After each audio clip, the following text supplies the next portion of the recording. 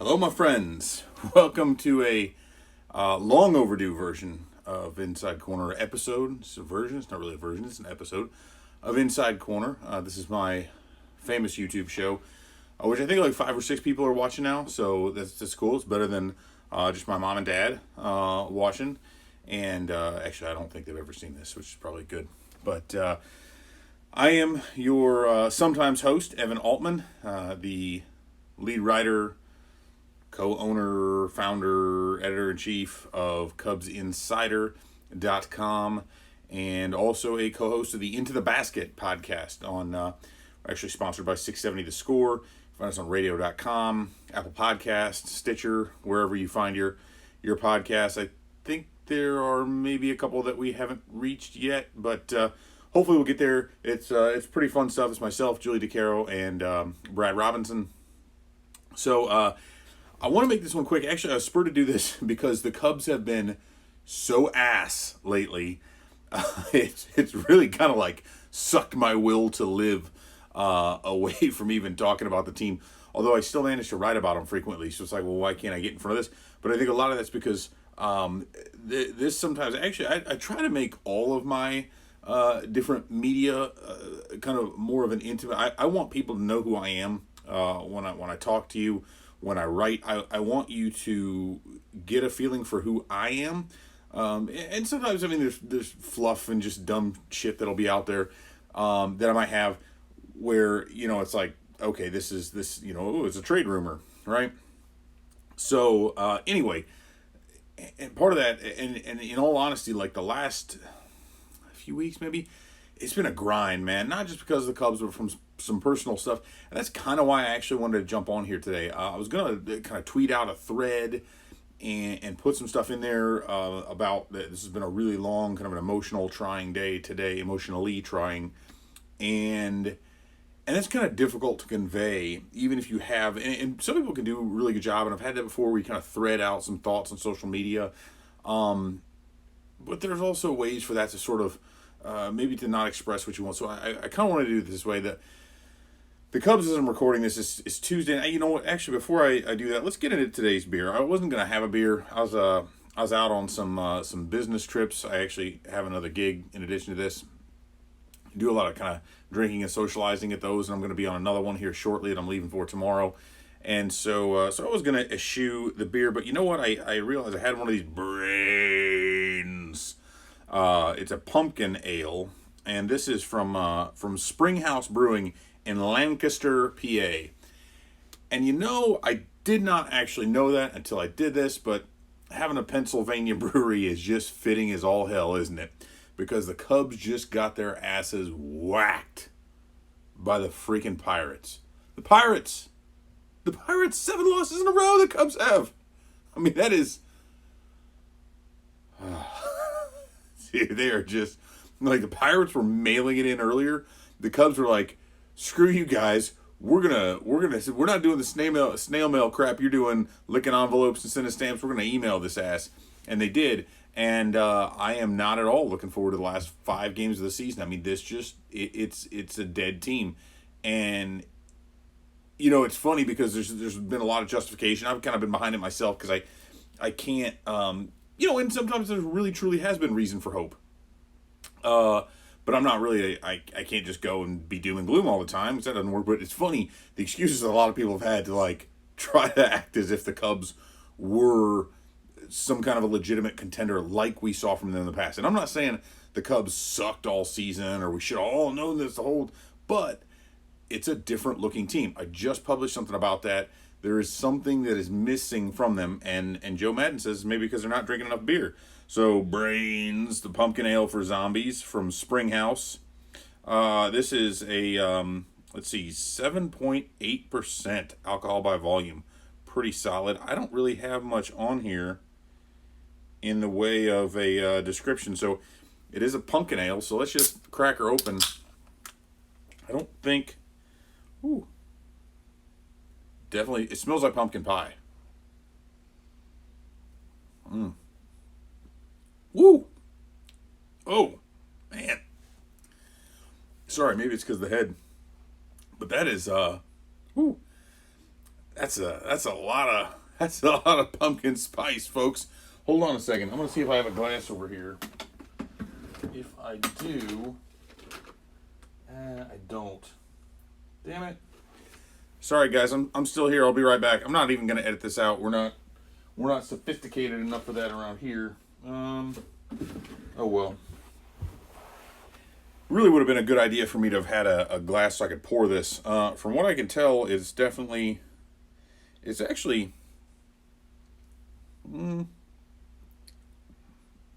it's kind of on the amber side. I thought it'd be a little bit darker. Not really. That is definitely up front. Definitely, gosh, I'm trying to think of what's on the.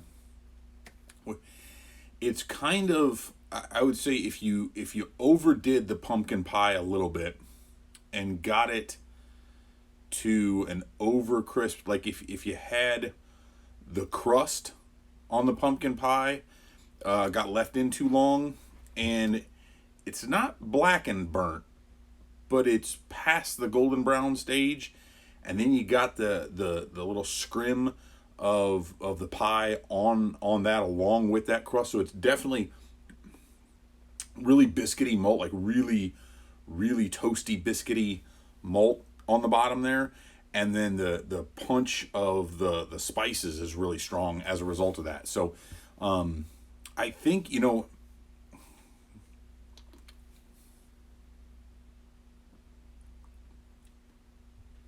yeah, it's definitely a little on the toasty side for me. I'm trying to remember. I think it was wasn't Great Divide, was it? Southern Tier. I think it was Southern Tier had a pumpkin coffee beer last year. It was like an imperial pumpkin. It was either aged in coffee or had coffee added to it. That one was awesome. Loved it. Kind of like Java the Red from Quaffon Brewing. There's a couple of coffee beers out there that I really love that are, again, kind of that amber, and they don't go to the heavy side like stouts, but the coffee is up front but not overpowering, and I really like that. So this is decent. I have a few more of them. Part of my Tavor shipment. I've got, actually, ton of really good beers here. But first we'll talk about how bad the Cubs are, and then I want to share some of this other news that I couldn't, and I know not many of you will see that, and that's part of the reason I wanted to put it out there, because I don't really want this to be like a woe is us kind of a thing, but it's something that's been weighing on me, and I figure this will be a little cathartic for me, I hope. So, yeah, the Cubs they flat out suck, man.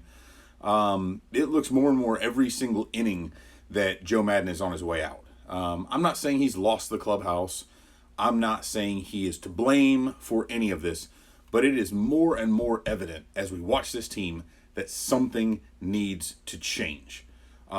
You can say all you want that it needs to be Theo Epstein, but let's go Occam's razor, path of least resistance. See, I was trying to say path. I knew that's what I wanted to say, and I said rather, paths of least resistance. But Madden's contract is up. Right, there's this silly notion. It's the same way with Girardi when he was not renewed in New York. Joe Maddon will not be fired, right? Unless he goes in and starts, F you and Epstein and throwing desks around. He's not being fired. He's just not being signed to a new contract. Now, we can talk about the injuries. We can talk about, having a crappy bullpen and having a roster that's not really constructed well. But you cannot tell me, maybe you can, maybe you feel this way. I cannot look at this team and honestly say that Joe Maddon is the right man for the job moving forward, given where they're at. I do not believe there are some questionable decisions. There are some other things. Do I think necessarily that someone could have come in and done better? No. And I know that sounds really strange, but I do think that given the trajectory we have seen, because the Cubs have done worse each year since 2016, right? That's undeniable. But it's not just that. It's the verve with which they play. And that's the thing that Madden's supposed to bring. Let's set aside the bullpen decisions. Let's set aside who's pinch hitting for whom and who's hitting leadoff. Let's forget about any of that. This team they're not as fun to watch. And if you talk about what can a manager impact, and you talk about his decisions, and anybody else is going to screw up, the thing that he's responsible for is kind of controlling that attitude and setting that edge. Not the edge like, I'm not talking about like Theo Epstein. I guess more you could say setting the edge like defense in football, but setting the tone of leading that pace from the front. And I just don't see it. I really don't. Other than this swim move against Clint Hurdle when he got all fired up, there's just something's not there. Things need to change. Some players are going to have to be moved. I mean, Albert Almora, I would be shocked if he's back. I wouldn't be shocked, but I would be less surprised by him being moved or non-tendered or whatever. Addison Russell's got to go. Nico Horner needs to stay and be up in the majors, and Russell can go pound sand. I don't care. There's a few other guys that can move around. I don't want to get into that. I just want to get into my feelings on this team being shitty and just looking like crap here at the end, which I think is the unfortunate part. Like, getting beat is one thing, but just kind of, they're at 7 losses in a row. 2 of those were to the Reds, 1 now to the Pirates, and in the middle they get swept in 4 games by the Cardinals. And, it's impossible to say they didn't give up a fight or put up a fight, because they clearly did. I mean, they were all 1-run losses, right? But it's just, you felt like unless the Cardinals screwed up, the Cubs weren't going to win. It did not feel as though the Cubs were the team that wanted it, right? Like, it's kind of, okay, the one game they scored a bunch of runs, and then, Kimbrel comes in, and we won't get into that. I do think he can be better next year. We saw that with Darvish. We saw that with Chatwood. But, listen, I'm already rambling.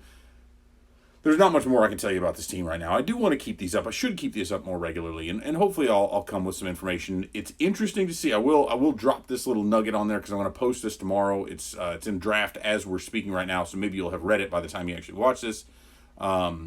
Although I got to figure, like, the 5 people who watch, the 5 people who read, I don't know how much overlap there is there, so we'll see.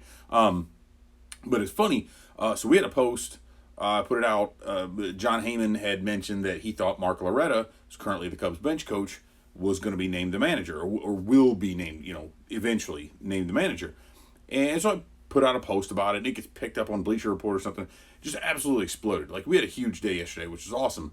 So I don't know if that prompted any of it, if somebody somewhere saw it, or if it's just what other relationships we had, I don't know. But I got an email from a guy from Bovada, the online gambling odds-making service, and they have a prop bet up on who will be the next Cubs manager. Well, Mark Loretta is the leader, and he's opening at plus 140 on the money line, which, for those of you who aren't familiar with it, plus 140 means if I lay down a $100 bet, I would win 140, if I'm correct.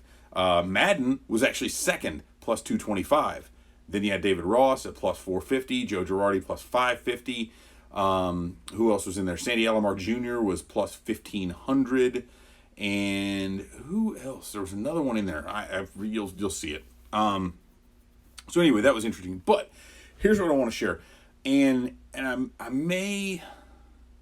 debating. I think I probably will. I think I'm going to set up a GoFundMe for this. And I feel kind of weird because, I'm a super wealthy blogger and YouTube star. I think I made like 38 cents off the last one of these, so I'm just rolling in it. But no, my wife and I, we're gainfully employed, and so I hesitate to ask for charity. However, given kind of the nature of what we're going to be going through here in the next few months, I might set up a GoFundMe. I'll explain that here in a little bit. So, my daughter Addison just turned 13, and she was born with congenital scoliosis, which is a spinal curvature.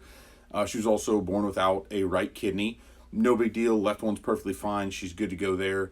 Has some sensory neural hearing loss in her left ear. A lot of those things develop together, right? So at some stage in development in the womb, some kind of acid didn't get where it needed to be, or an enzyme there, or, whatever. And that's where it has come to. And so things have gotten progressively worse. And the doctors told us a long time ago, she may have to have surgery. It's like a 50-50 chance, but if she makes it this long without having to have it, so on and so forth. So anyway, it's gotten to the point, and initially the curve was in the lower part of her back, right, the lumbar, and over time it grew to where up in the cervical spine, closer to her neck, a subsequent curvature developed to make it an S, so that her head is straight. Like gravity kind of makes that work. But as your body's growing, but your spine is growing, instead of like this, it's growing in opposite directions. So her legs are getting long. So she's 5'1", 13 years old. That's not terribly short. But the problem is her torso is compacted, and as a result, her rib cage has kind of been mashed. So one of her lungs is a little bit smaller. She's got a scapular bridge, ossoscapular bridge. I don't know. It's like a bone bridge that has created a little mass between her right scapula or shoulder blade and her spine. She's in pain constantly. At any point, it can dip down, but if you ask her on a scale of 1 to 10, she's constantly in about a 7, and typical, OTC stuff doesn't put a dent in it. So anyway, it was finally recommended after years and years and years that we should go see the orthopedic surgeons at Shriners Hospital in St. Louis, which is, like, no joke, it's a super boring drive, right? It's like 3.5 hours through Southern Illinois. I live in Central Indiana, St. Louis. It's an easy drive, but it's super boring. So anyway, this has been going on for a while. We went there this morning and did meet with the surgeon, and we did find out she is now scheduled for spinal fusion surgery, which is great. It's awesome.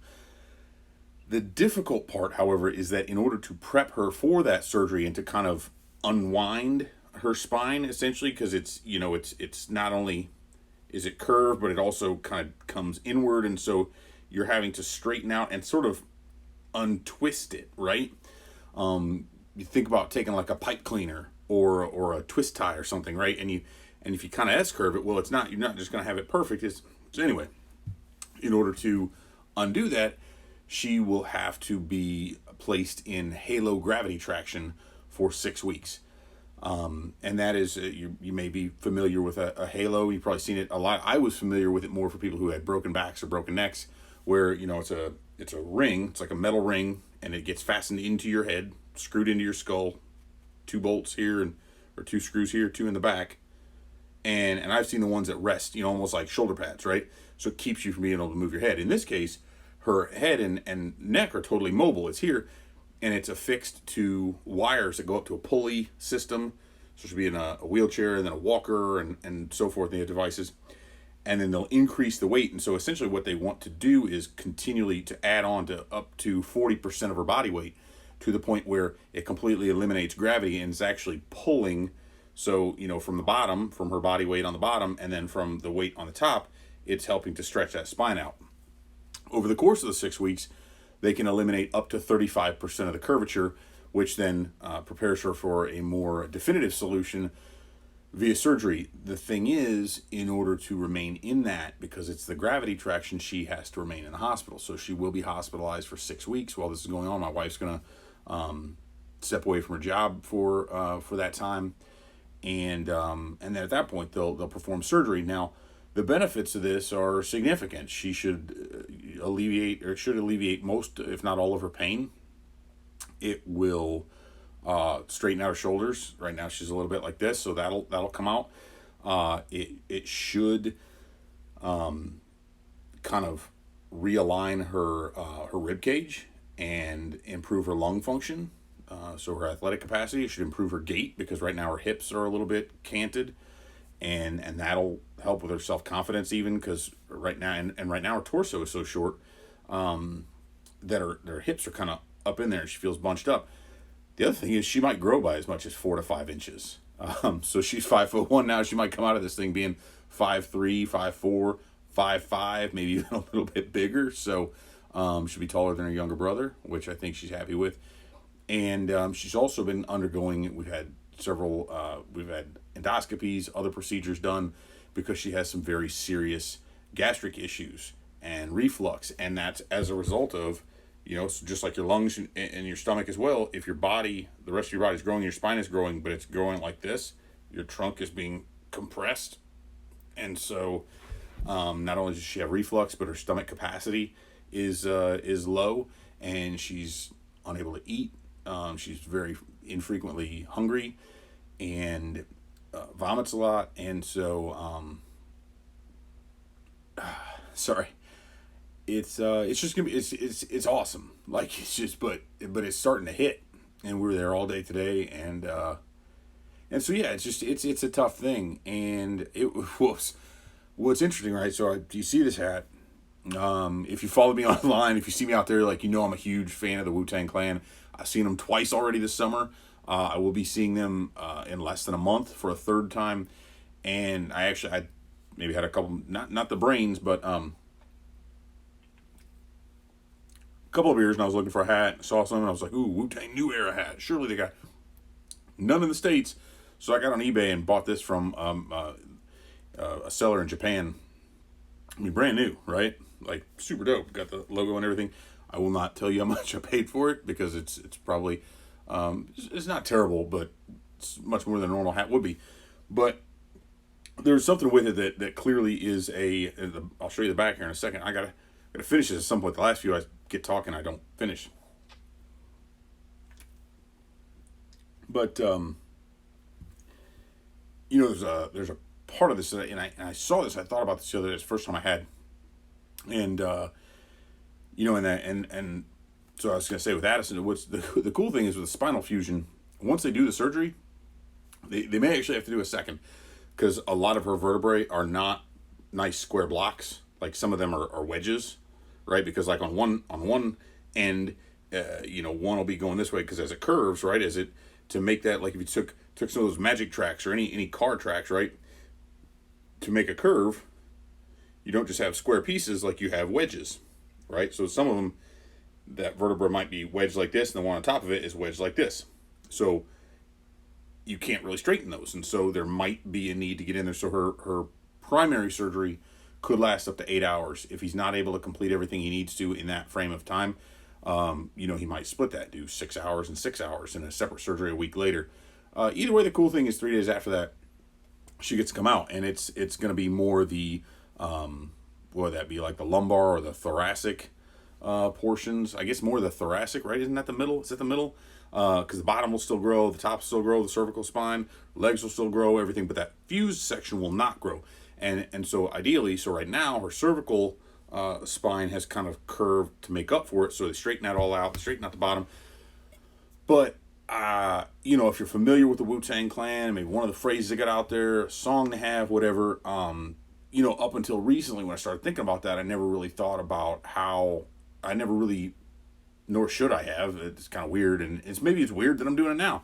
But if you look, and I don't know if you can see this very well from the back, it's pretty dope. I'll hold it up a little bit. I hope this is focusing and refocus back on me. That's the joy of just doing this and talking in front of the camera. But protect your neck.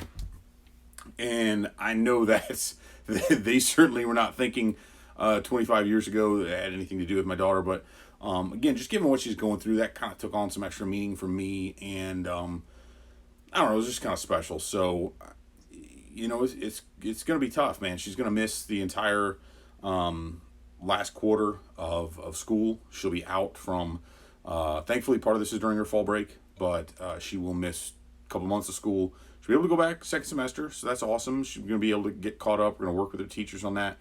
But my wife's going to be out there the whole time. She can stay there in the hospital for free, thankfully. But we're just trying to figure out how to make that work while they're 4 hours away. And so I'm thinking about setting up a GoFundMe. And like I said, I don't want this to be some kind of a scam or like some way for me to get over on something, but really just based on how much free time she said. And my daughter is a voracious reader. She's read 5 books in the last 5 days, each of them like 250, 350 page books. So not like little kid, like picture books, but like the Hunger Games, like the 3 Hunger Games books, 2 other books, like one a day. I mean, God knows how much she's going to read in 6 weeks in the hospital, right? So, we're looking for being able to get her some Amazon gift cards and things like that. But at the same time, I really want to be able to help the folks at Shriners Hospital, because there are absolutely people, and I know like they work on donations and they help out so many families that maybe couldn't afford that stuff or don't have insurance. And so my thought was, if I can raise a little bit, that maybe we can use to kind of offset the travel costs back and forth. My wife's going to have to do her grocery shopping out there. I'm going to be taking care of some stuff. We're going to be not only the driving, but when we're all out there, hotel rooms and that sort of thing. So anyway, insurance, and so I don't want this to be about me or just about Addison, but about, hey, if I can drum up some of this and I can give back to that hospital in some way, that maybe somebody else who's going through something even more difficult, because there's children there that are getting prosthetics made for hands and arms and feet and legs and more significant things even than what we are. So I'm thinking I'll put that together here. So anyway, sorry to burden you with that, but there was a lot to it that I didn't feel like I could adequately share on Twitter, and so this is probably me just talking into the camera and nobody's gonna ever see it, which is maybe for the best. Who knows? So yeah, I'm thankful to have a group of folks, and it's this. The one thing I've always said about this, not so much this, because I don't have much notoriety here, but kind of social media and online stuff, and it's been neat to have people reach out and just offer support in whatever way they can. So I feel really, really good about that, and I'm very thankful for that, and just for this opportunity. Even this is a little catharsis. So yeah, I'm a little scared, right? I'm actually in a weird way happy that the Cubs season will come to an end, and they will not be at all interfering in my kind of thought process. I know that maybe that's selfish, but it's good, man. It's good. So I've already rambled far too long. I appreciate you sticking around with me and kind of reading my work that I do at Cubs Insider and the rest of our guys. Checking that stuff out, and hey, if you're looking for some brains, this isn't too bad. I think I needed to get it a little colder. I think it'd actually be better in a glass. But I don't think I'll buy this again, if I'm being totally honest. But there's a time and a place for the pumpkin beers, and if you dig them, it's a good pumpkin beer. So we'll see. Until next time, cheers.